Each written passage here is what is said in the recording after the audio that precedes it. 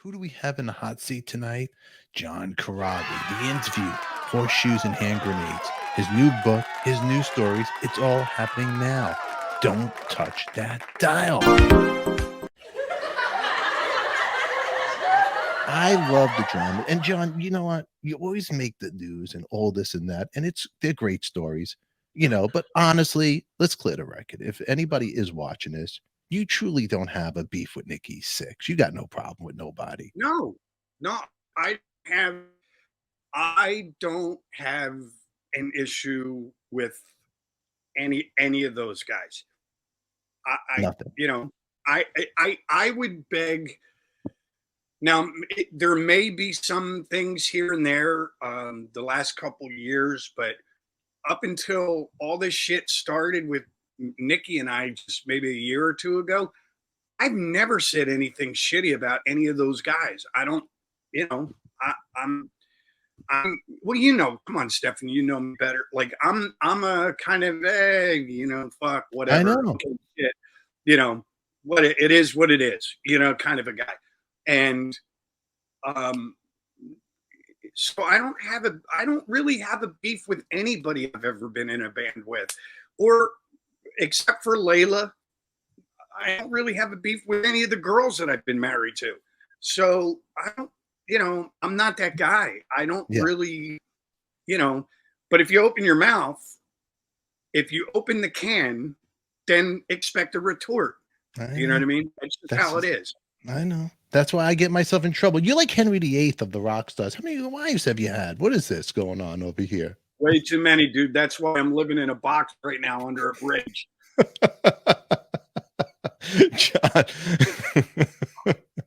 I mean, you had some life. Okay, how about in the book? I have the look. I'm just saying, I have the look. I'm going to tell you. I would not surprise anybody getting out of a box under a bridge.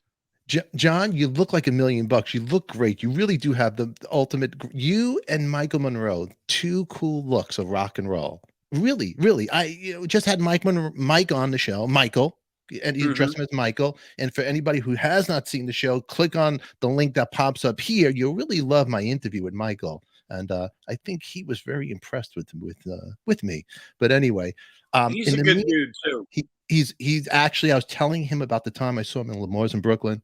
And he was actually the first guy to come in there with a sax, because back then everybody was trying to be Schenker, Richie Blackmore. This is even before Yngwie. This is back in the day, and they came with the true. They had the clothes, the flash, but they were rock and roll at its finest. There's only maybe 50 people in the audience, and they blew my mind. And I was like, "Whoa, this band is cool." And there was 2 steps from the Move they were touring, which unfortunately never got out because they ended up breaking up because of Vince Neil, the tragedy, and the other people that got paralyzed. And it's funny. I met Michael at I did a festival with the Dead Daisies called the Rock and Brews Festival in Derby, England, and Michael was backstage, and obviously he played. We were getting ready to go on, and he was awesome. He was super cool. I had met him prior to that with Ratt at the Swedish Rock Festival, and he's always been very nice. Very, hey man, how are you? Blah blah blah, whatever. Now Andy, on the other hand, I met Andy the first time with Ratt, and we played. It was a huge club in Helsinki, and afterwards, Andy took. Yeah, exactly, Debbie. Don't open the can. Andy took me and Blotzer out to a nightclub, and it was like Bobby Blotzer. I love it. Yeah, I love Andy, but holy shit, he's a whole other And then so we hung out and everything was great. And then I went back to a couple of years later. I went back to the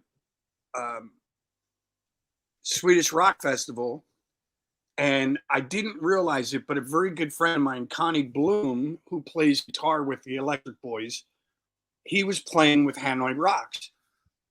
And so I kind of walking by, and Connie's like, Rob, you know, so I went over and I sat at the table that they were sitting at. And Andy was just kind of staring at me. And I had the red scarf. I just kind of had it tied around the top of my head. And he took offense to me wearing the scarf because it was like, that's my thing. Okay, whatever, you know. And then, so somebody said, oh, no, Andy, this is John. He sang with Motley Crue. And I thought Andy was seriously going to pummel me to death. He had this cane.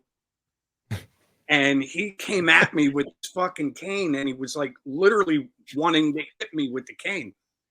So I grabbed the cane, and then his girlfriend and Angela, I think her name is Angela, Angela and Connie came over, and they're like, no, dude, that's not the originals. That's not Vince. That's John. He took Vince's place. And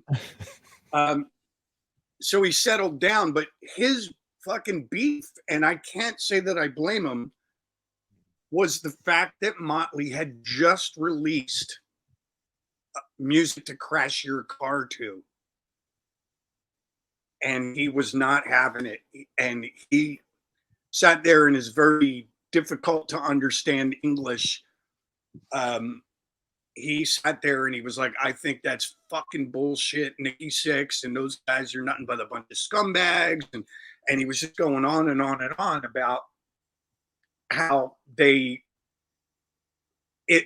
felt it was distasteful. Not only did they call it Music to Crash Your Car to, but there was a volume 1, and then they turned around and did a volume 2. So it was like a double shove up Andy's and Michael's ass, and they weren't happy about it. And I can't say that I blame them. You know, wow. I mean? I was like, wow, okay, hey, dude, I had nothing to do with that. Here's when I was in the band. I'm out. So yeah, I'm a hooligan's holiday. I'm not that guy. Yeah, you got a whole other issue with those guys. Wow. Did I mention how great this coffee is? Well, don't talk. We'll talk about what's in the coffee, but I want to know what's more about this story. So, okay. So did he try to hit you with the cane? Yeah, he had this cane with a skull on the top of it. And he was like this black cane, and he take us back to that moment, John. Take us back there. What the cane in it? Can you remember it visually? Well, honestly, I was like kind of pissed. I'm like, what the fuck is your problem, dude? I've already met you before. Like, you know what I mean? And then I kind of like, I'm holding on to the cane and I'm going, he doesn't have a fucking clue. Like, he's out to lunch.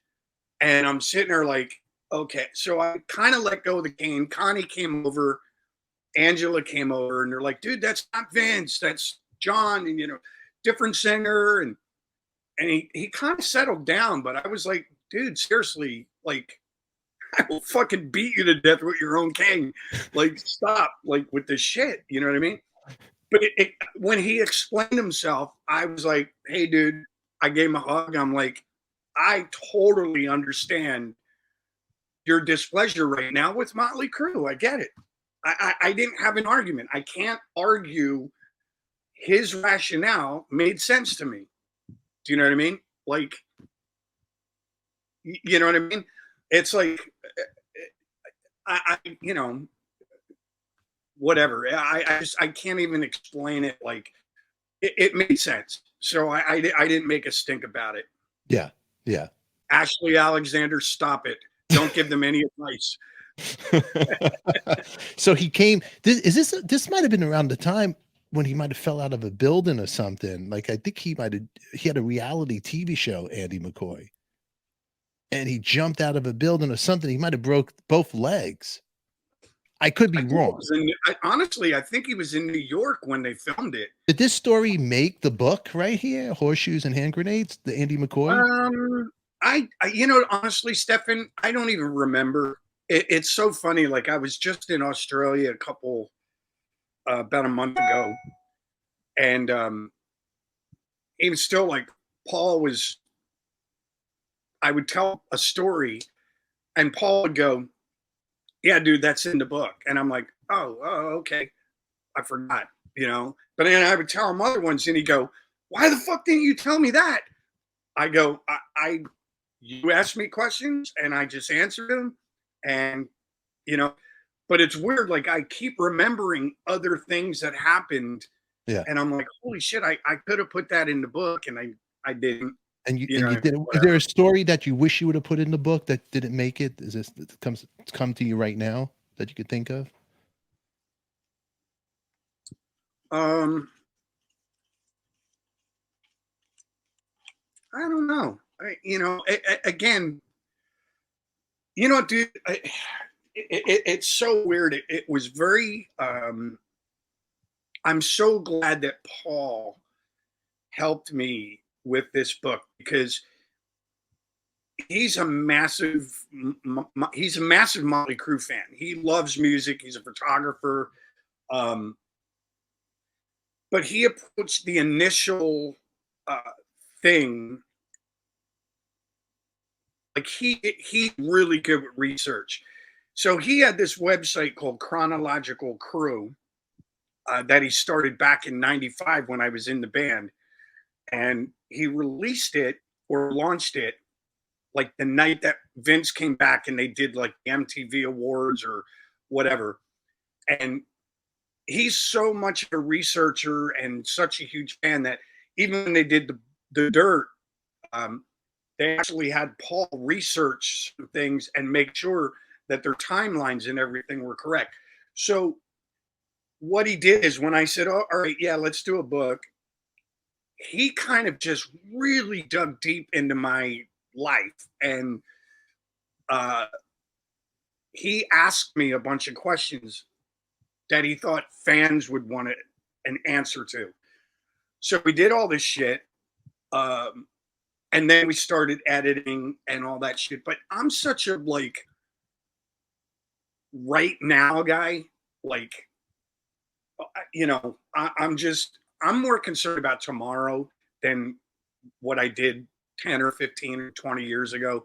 So I'm like, right now, all I want to do is finish this song that I'm working on. And then after that, I want to work on the next song. And it's like I put everything to bed and I'm just kind of moving on. So it's really kind of hard for me to sit here in my head and go, is there something that I forgot or something that I could have put in the book that would have made it that much better or not? You know what I mean? Whatever.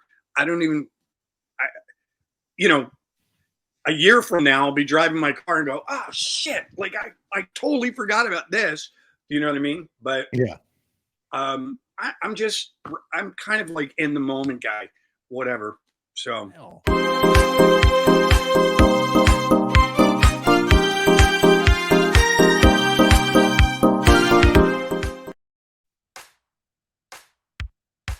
That was John Corabi. If you want to see more of John Corabi, click on the box right up there. Don't touch that dial. All you got to do is click on the next episode.